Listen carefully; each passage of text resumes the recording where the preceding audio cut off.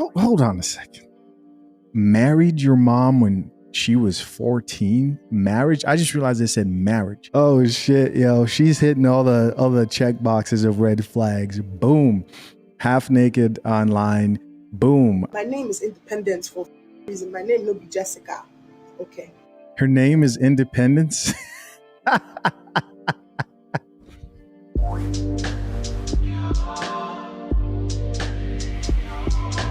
What's up, YouTube? Welcome to the Coffee Pod. My name is Tisha Zed. Drink the coffee, it'll make you feel better. A woman shares how to get married and divorced in a year. So she's sharing her story of how she's currently getting divorced within the span of a year, and she's showing you exactly how that happened.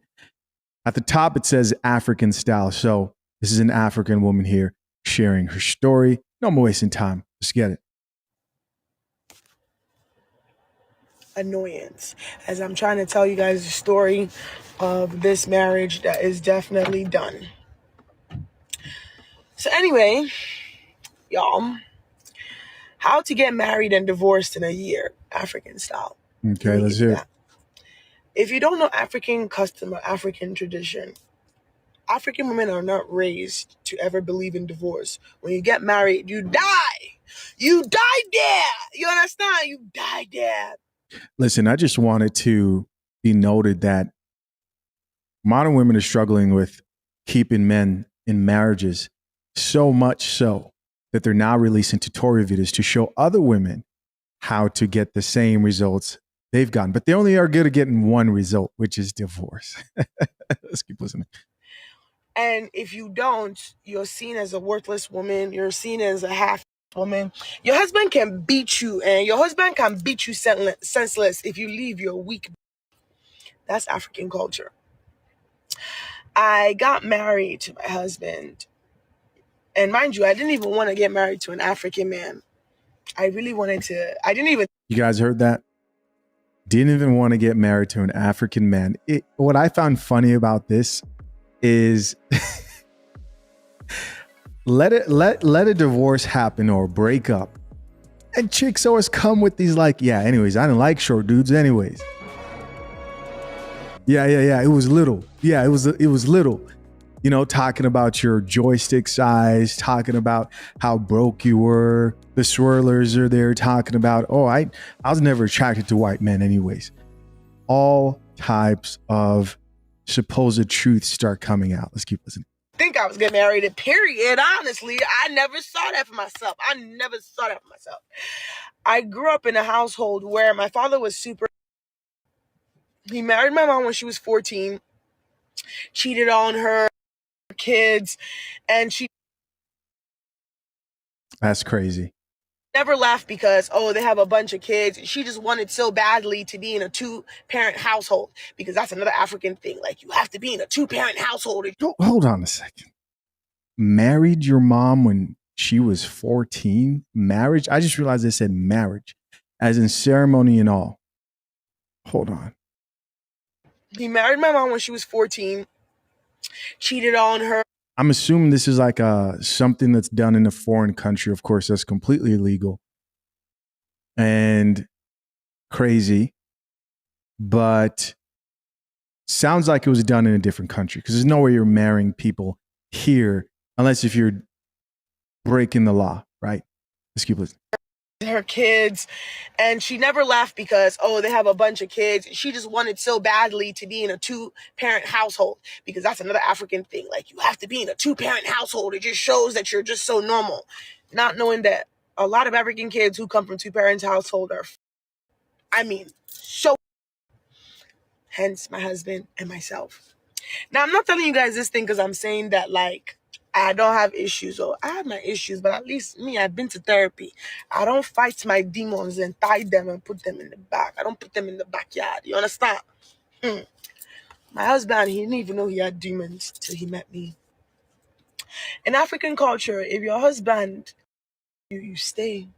Look at Davido and Chioma. African women are raised to believe that a is how you know you're married. If your husband isn't a you or treating you like shit, are you married? But as long as he buys you Gucci, Fendi, Prada, you're married. It's okay. You can stay. I don't feel like I have to say this, but obviously that's not true. Your marriage isn't defined by a right. She's obviously here trying to troll, and already she wants you to know that she has issues in case you looked at her and said, well, nothing seems off to me. I don't get how anybody could get where we at 2 minutes and 13 seconds into this video and not see that something is very, very wrong. Let's keep listening. Okay. My husband's younger than me a little bit, and we got married after 3 months of dating. And Wait, what? Did she say 3 months? After 3 months of dating, and it was beautiful at first until I met my in-laws. Joseph, guys, listen, if you've been paying close attention, you know exactly what's going on right now. You know they, especially right now, and what you've seen is going on right now, do not like the coffee. But we prepared. We prepared for exactly this. Did you guys know that we're on Facebook? Not only Facebook, but also on Rumble, Twitter, TikTok, all other platforms. But listen, what I would like for you to do first, if you already haven't, is give us a follow on Facebook. I don't know how long they'll be okay with us serving coffee. They don't like the truth. But of course, we're prepared and we can't do it without your help. So hit the link pinned to the top of the comment section. There's more coming in the future. Appreciate you. As always, let's get back into this video. I'm going to leave it at that. Come back for part 2. Be careful and pay close attention to how she just framed everything to make her actions be the less crazy part of this story. She brought up her father marrying the mother when the mother was 14, which is that's insane, right? Of course. I also doubt that was in the US because that would be illegal, as it should be. She then goes on to talk about how she's in therapy, and after therapy, somehow decided to date her current husband, who she's divorcing, for 3 months. And after 3 months, marry him. There's the problem. Don't get lost in all the different places she's trying to take this story. There is the problem. Why are you rushing into a marriage after 3 months with a man? I don't know where this is going. I'm hesitant to play that second part, but you know what, real quick, we'll check out some of these comments first. First comment says, this is the Haitian concept too. They will sleep in separate rooms before divorce. Shaking my head. Here's somebody else who says, I don't suffer with or for no man. Been divorced twice because when I start hating you, it's time to disappear. Here's somebody else who says, marriage without love is a scam. So again, guys, notice how a lot of these chicks base their marriage off love. And I'm not saying love shouldn't be a part of marriage, but I am saying that you're not always going to feel in love. And if it's based off love, you're now basing it off the person who's the most emotional, which is typically the woman. Here's somebody else who says, marrying after only 3 months of dating is crazy. So this person called out that 3 months. They caught it. She responds back and says, but I would do it again. So you didn't learn anything. My husband is an amazing man who is broken by family. I gave him strength, but I am leaving for my own peace. So you would do it again. You would do it again. This is the woman who's given strength to her husband, and this whole situation's messing me up because how did the man not catch that? As a man, you should not be, I don't care what anybody says. Yes. People get married after a year or two. 3 months is not enough time to get to know somebody. Oh, but it happens. Just because it has happened, it doesn't mean that it's a wise thing to do. Doesn't mean it's a wise thing to do. All right, so it looks like I'm actually going to check out part 2 here. How to get married and divorced in 1 year, African style, she says. No more wasting time. Let's get it. Okay. So sorry guys, I didn't put part 2 up immediately, but here we are. How to get married and divorced in a year, African style. I told you guys, it really changed. Things really changed my husband and I once I met his in-laws. Now, you got to understand something, and I want you guys to hear me. I met his parents virtually. His siblings, I've met them in person, the ones that are here in the States and the ones that are back in Nigeria. I'm Igbo, he's Yoruba. That's the first thing we gotta understand. Okay, let's begin this story. And I'm sorry if I hop in and out of my African accents, my people. This conversation must hit correctly, okay? People have to understand it, not just BK. American people, also Nigerians and Africans have to understand my dialect. So let me tell you guys, part two. So when I tell you in-laws this is a case of childhood trauma. This is a case of someone, my husband especially. My husband is a very nice guy. And I'm not saying this like I divorced my husband because my husband is a horrible guy. My husband is a person who needs to grow, and his naivety really created a problem, especially when it came to seeing his flaws or his family flaws. And I was like I was by myself in one corner, and it was him and his family. Okay. So part of the red flags I saw was on our wedding day. Mm-hmm. You probably don't know me. I'm not into big weddings. I'm not into big African situations. I'm not into all that. It's not my Right. thing. I never even wanted to get married, let alone come and do all the African nonsense. It's not my thing. If you never wanted to get married, then why did you get married?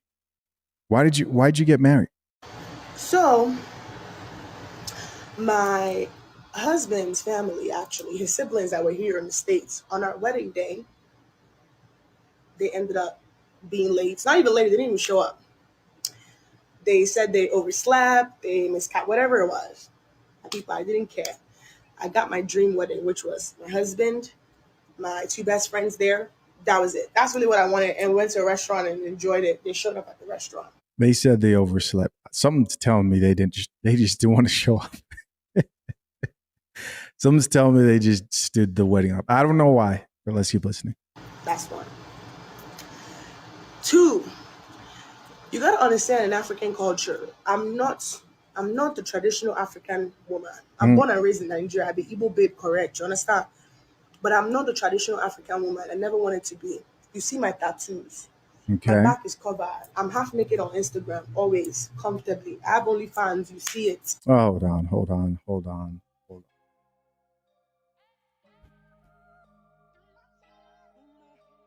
So she's on OnlyFans. There's no reason to go on with this video, guys. There's no reason to go on with this video. Is it a wonder that the type of people who think that they can date OnlyFans, and I'm talking about the man in this situation, completely his fault. It's his fault. My attention has changed from looking at this woman crazy because obviously you look at her. Are you getting traditional woman who's going to value marriage and not divorce you? Oh, but Shisha, even a traditional so-called woman will leave. Yeah. I know. But how do you decrease your chances and ensure that things end in destruction? Where you find a chick like this and you say, you know what? I'm going to make a bad decision and marry this chick. And that's what that man did. He's to blame for this whole situation. These are all things my husband knew before we got married. And before I even married this man, I made sure, and I still till today, my husband that's not he doesn't care about that, and he never does. This is that false westernized thing. It's crazy how African people will tell you to hit tattoos and it's so ghetto and all that, but this is what we grew up. Body modification. I saw my great-grandfathers. I knew how they looked. I knew how my grandmothers looked. But in the Western world, they try so hard to be whitewashed and to fit into American customs. And I knew his family had their. I'm out. I can't believe this. So I'm assuming that they just didn't show up because they knew she was on OnlyFans. They're disappointed in him already because he's been disappointing his parents. And then he marries a chick who's on OnlyFans and they decide not to show up to the marriage, the wedding. That's what I'm choosing to believe here. I don't see any reason to keep listening to this a little bit. Let's see. Issues and their displacement from me, being that they are conservative Yoruba family and all that. But so they're conservative. Before I married my husband, I made sure he told his family that I'm a rapper, up and coming rapper.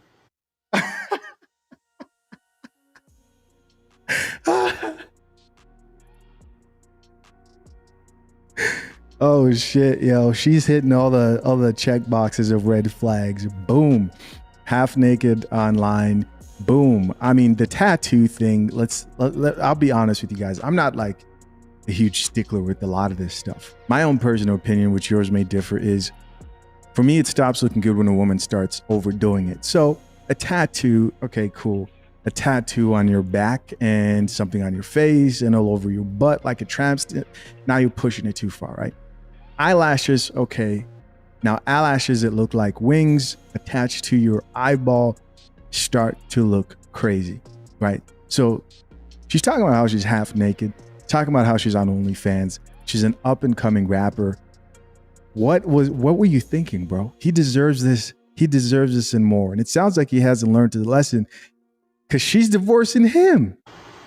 Make sure they know that I'm tatted. Like, I was very honest because that's how I live my life. I know the life I want to live. I'm not living it to come and make people happy. I know my life. I know who I want to die and be. My name is Independence for a reason. My name will be Jessica. Okay. Her name is Independence.